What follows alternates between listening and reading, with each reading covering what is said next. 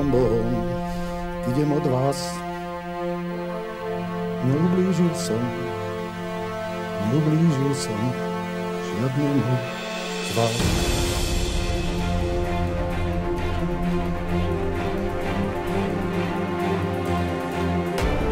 Vyhraj voľby. Je nás veľa. Čo už, ľudia tak chceli. Postav? Nie, neviem. Ja žijem v inom svete.